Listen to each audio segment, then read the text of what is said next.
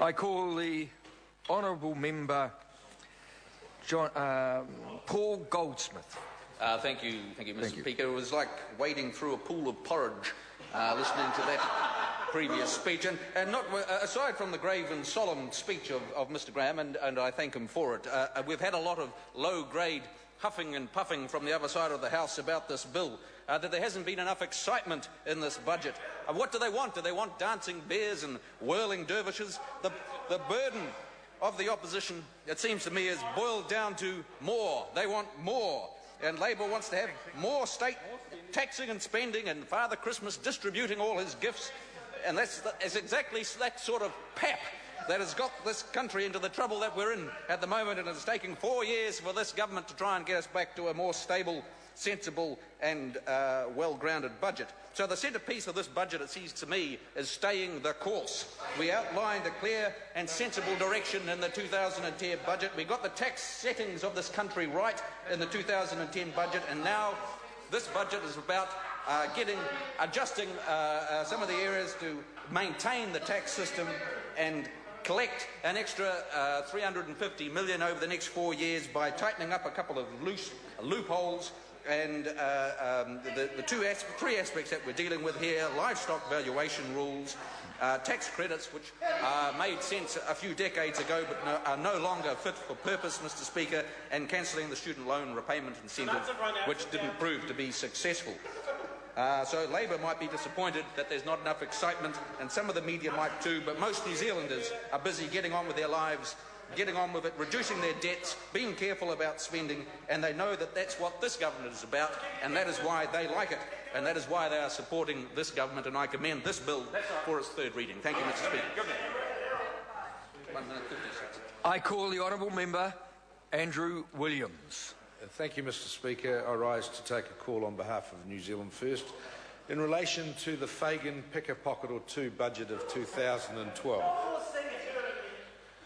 We only have to look at the headlines in our major dailies today to see what the response is from New Zealand and from the media and from the general public as to this failed budget from this failed national government.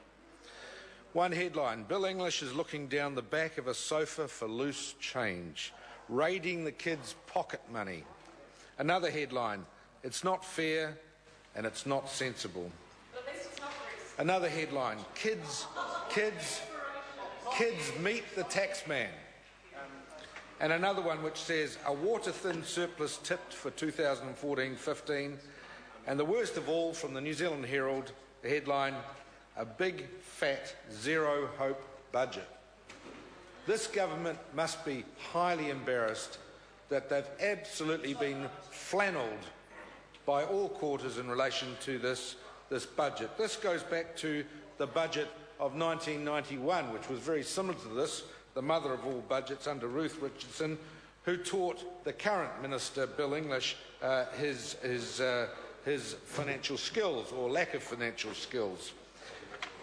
That budget in 1991 failed. It had many of the same essences that this budget has, of selling off assets, of hitting the weak and the indefensible, and propping up the wealthy and the rich mates. This budget does the same. It attacks the poor, the people who can least afford it, the young children of this country, the students of this country, the families of this country, the working people of this country, and it leaves those who can afford to do more totally exempt.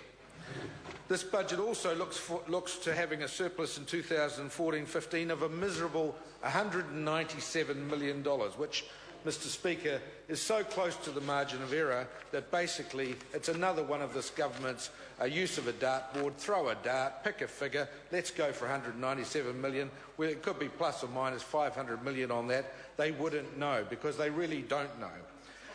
Further, today it's shown in the media that the current account deficit blows out to $15 billion, and our net international investment position, which is the debt that New Zealand owes the world, goes to 80% of GDP. How can this country be proud of a record like that? How can this government be proud of a record like that? And when also the New Zealand Manufacturers and Exporters Association comes out and says that this is a poor budget, that it's not providing step change to turn the economy around, that it's not supporting exports. We require the exports if this country is going to lift its act, and that the fundamental problems such as a lack of export growth have once again gone ignored.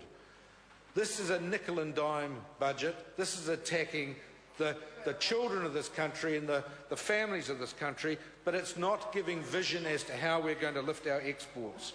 Mr. Speaker, the trade stats for this latest April month show that we're 17% down on our exports compared to April last year.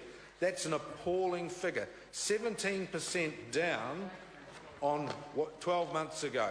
Therefore, this government is sitting on its hands. It's playing around on the edges. It's playing around on the fringes, and probably in the fridges, and it's just basically navel-gazing. This government is navel-gazing, and it's playing with the pennies, and it's looking, as it says in the Dominion Post today, looking down the back of the sofa to try and find a few dollars here and a few dollars there, but it's not addressing the fundamentals of getting growth in this economy, providing jobs, providing employment, helping our exports, getting incentives into our companies to grow the economy, grow the pie, grow the taxation base that we have.